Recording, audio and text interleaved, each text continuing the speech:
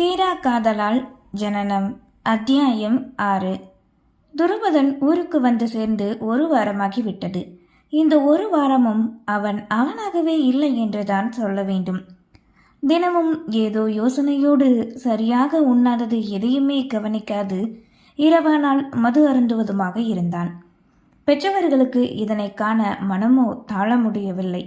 வெளியே சென்றால் கூட அவனின் பள்ளி நண்பர்கள் தெரிந்தவர்கள் எல்லாம் திருமணம் என்றதை பற்றியே பேச மேலும் நொந்துதான் போனான். ஆதுரி தன் மீது சிறிது நம்பிக்கை வைத்திருந்தாள் என்று தன் பிறந்த ஊராரின் முன் அவமானப்பட தேவையில்லையே. அவளால் தான் இந்த பேச்சினை கேட்க நேர்ந்தது என நினைக்கையில் ஏற்கனவே கோபத்தில் இருந்தவனுக்கு மேலும் கோபமோ உச்சந்தலையில் நின்றது. என்ன கோபம் இருந்தாலும் அவள் இப்போது வேறொருவனின் மனைவி. தனக்கு துணையாக வருவாள் என்ற எண்ணத்தில் இருந்தவனுக்கு இந்த ஏமாற்றம் தாங்கவே முடியவில்லை. எதன் மீது இதை காட்ட முடியும்? தன்னைத்தானே வெறுத்தவனோ போதைக்கு அடிமையாகி போனான். டேய், இப்படியே இருந்தா என்னடா அர்த்தம்? நடந்தது முடிஞ்சு போச்சு, அதிலிருந்து வெளியில வந்து வேலையை பாருடா என்று தந்தை கூற, வந்து ஒரு வாரமாகியும் வயிறார ஒரு வாய் கூட நிம்மதியா சாப்பிடலடா, இன்னைக்காவது ஒழுங்கா சாப்பிடு என மகனுக்கு பிடித்ததை எல்லாம் செய்து வைத்து வரலட்சுமி ஆசையோடு பரிமாறினார்.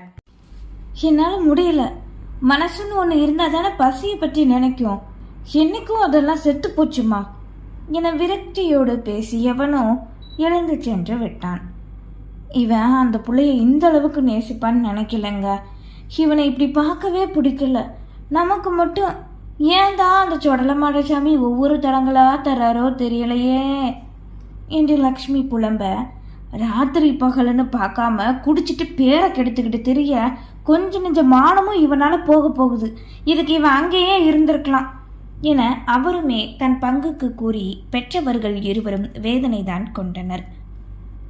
11ஆம் வகுப்பு இறுதி தேர்வு எழுதி வெளியே வந்த இதழ்யா மற்ற தன் தோழிகளுக்காக வெளியே மரத்தடியில் அமர்ந்திருந்தாள்.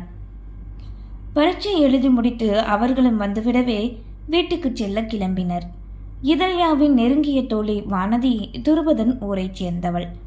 அடுத்தடுத்த ஊராக இருக்கவே சுற்றுப்பகுதியில் இருக்கும் அனைத்து பிள்ளைகளும் இந்த பள்ளியில்தான் பயில்வார்கள். தங்கள் சைக்கிளை நிறுத்தி வைத்திருக்கும் இடத்தை நோக்கி நடக்க, இதழ்யா, உனக்கு ஒரு விஷயம் தெரியுமா?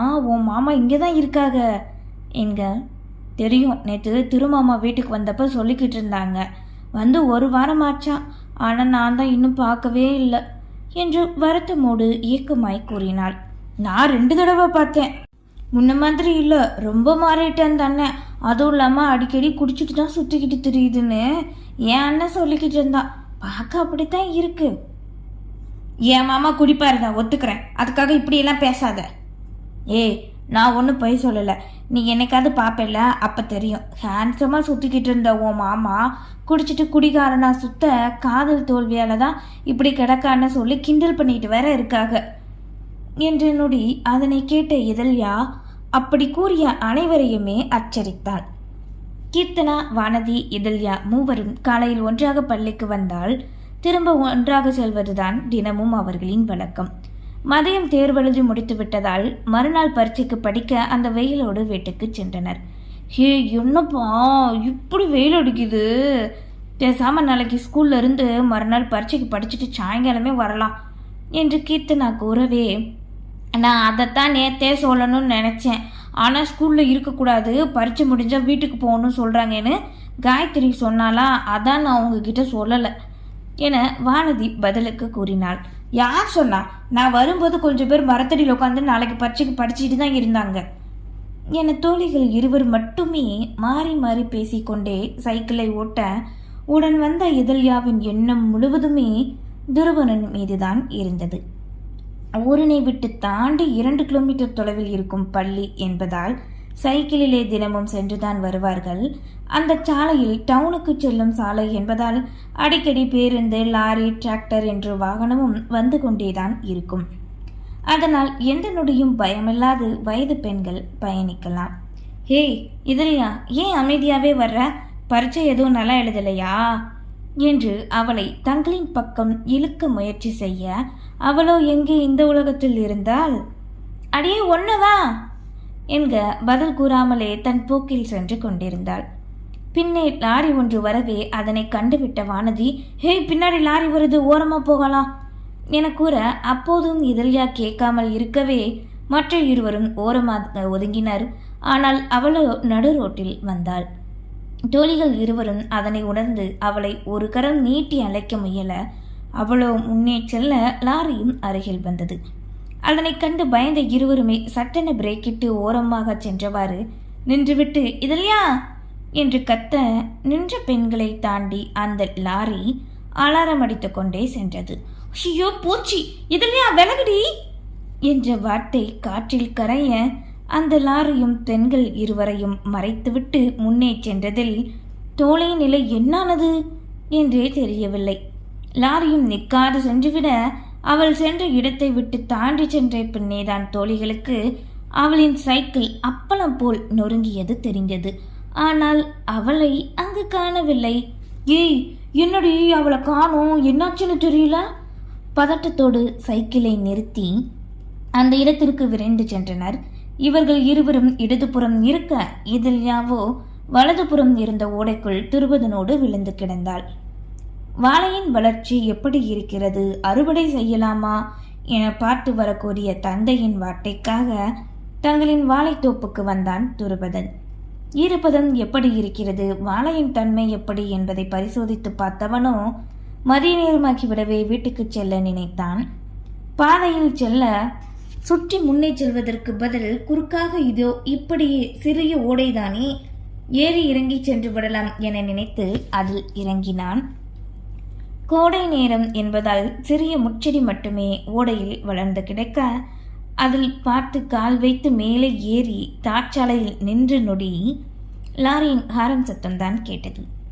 என்னவென்று காண பக்கவாற்றில் திரும்ப பள்ளி சீருடையில் இதழ்யா சைக்கிளை மிதித்து கொண்டு வர அவளுக்கு பின்னே மண்ணேற்றி கொண்டு லாரி வருவதை கண்டான்.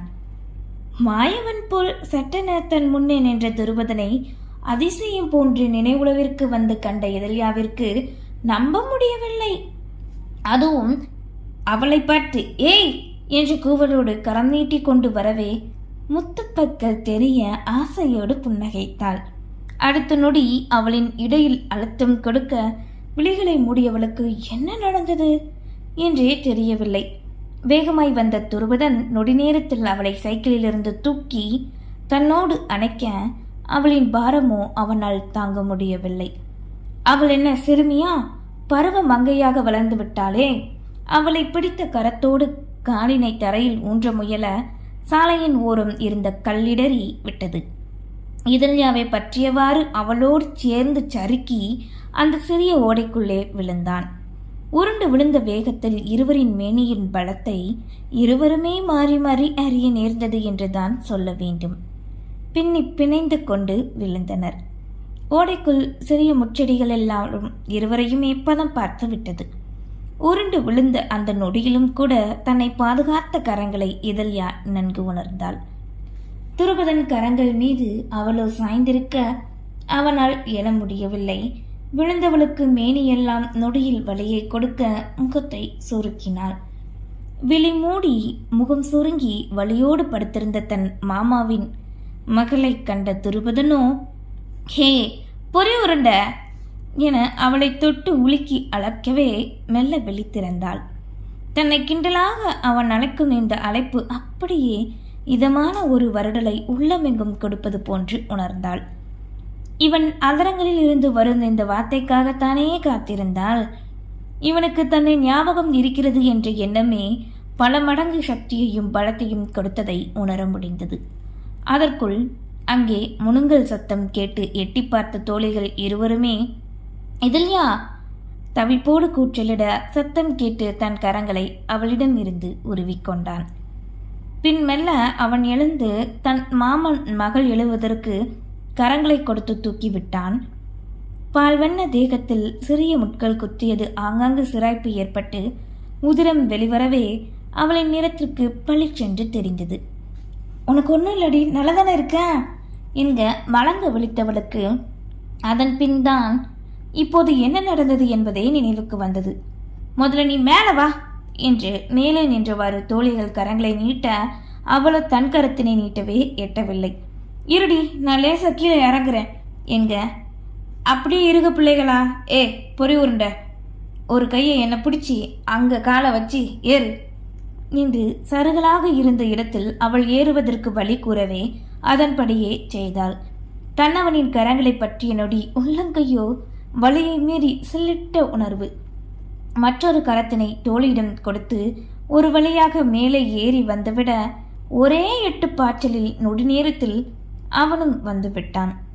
அவளோ நிமிர்ந்து தன் மாமாவின் முகத்தினையே பேச மறந்து காண இதழ்யா என்ன நினைப்பில் இருக்கிறாள் என்பதுதான் தோழிகளுக்கு தெரியுமே. அவளின் அந்த நிலையை கலைக்கவே, உனக்கு அறிவு இருக்காடி, நாங்கள் தான் லாரி வருதுன்னு கத்திக்கிட்டே இருக்கோம், நீ ஏதோ கனா கண்ட மாதிரி போய்கிட்டே இருக்க என்று தங்களின் புறம் திருப்பி திட்ட ஆரம்பிக்கவே மறுபடியும் அவனைத்தான் திரும்பி கண்டாள். ஒழுங்கா சைக்கிள் ஓட்ட தெரிஞ்சாதானே எல்லாம் உனக்கு சைக்கிளை கொடுத்த உங்க அப்பனை சொல்லணும்.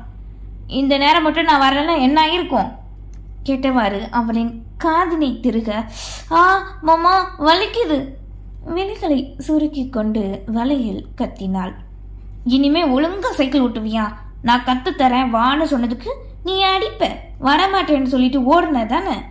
அன்னைக்கு என் அடியை வாங்கிட்டு கத்துக்கிட்டு இருந்தா இப்ப இந்த நிலைமை வந்திருக்குமா சொல்லு என செவியிலிருந்து கரத்தினை எடுத்து மண்டையில் கொட்டினான்.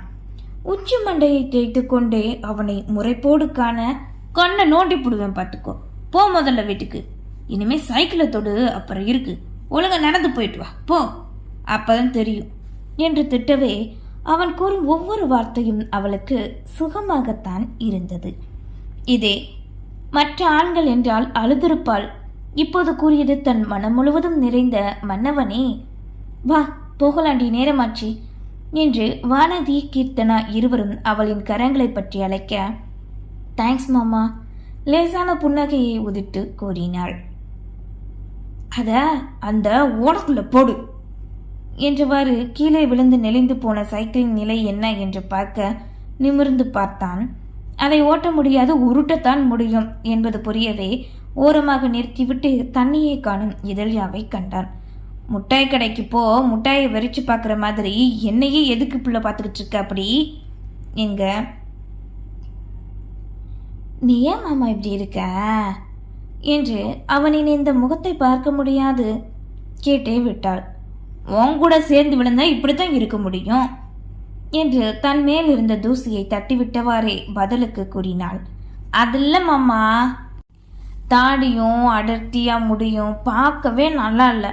அக்கா கல்யாணத்துல எப்படி இருந்த அப்படி இருந்தாதான் நல்லா இருக்கும் என்று தன்னவனை அக்காவின் திருமணத்தில் ரசித்ததை வைத்து கூறவே, போச்சு போ, இப்ப மட்டும் இவங்க அப்பா வந்தா அவ்வளவுதான், என்னடி இவ விட்டா இப்பவே இவளோட காதல சொல்லிடுவா போல என தோழிகள் இருவருமே குசுகுசுவென்று பேசினர். இதழியா கூறிய வார்த்தை அவனுக்கு என்னவோ செய்து இதயத்தை பிசைந்தது போன்று இருந்தது. இதே வார்த்தையை இதற்கு முன் எத்தனையோ பேர் கூறியிருக்க அப்போதெல்லாம் தூசி தட்டிவிட்டு சென்றவனுக்கு இன்று ஏனோ இவளிடம் அது முடியவில்லை. அதுவும் அவளின் முகத்தில் இருக்கும் அந்த தவிப்பினை கண்டவனின் கரங்கள் தன் தாடியை தான் தொட்டு பார்த்தது. சுருட்டையாக பல நாட்கள் சேவ் செய்யாததால் அமேசான் காட்டினை போல் வளர்ந்து கிடந்தது. உன்னை இப்படி பார்க்க எனக்கு பிடிக்கல மாமா, இது சுத்தமாக உனக்கு செட் ஆகவே இல்லை, இப்படி இருக்காத, நல்லாயே இல்லை என்று அதிகாரமாக கூறாமல் தலையை சாய்த்து கெஞ்சுதலாய் உரிமையோடு கூறவே அந்த நொடி சரியாக அந்த வழியை ஹெம்ப்டன் வந்தார். புல்லட் ஓசை கேட்டு அனைவருமே திரும்ப இதழ்யாவின் தந்தை கனகராஜ் தான் அங்கு வந்து கொண்டிருந்தார். நன்றி.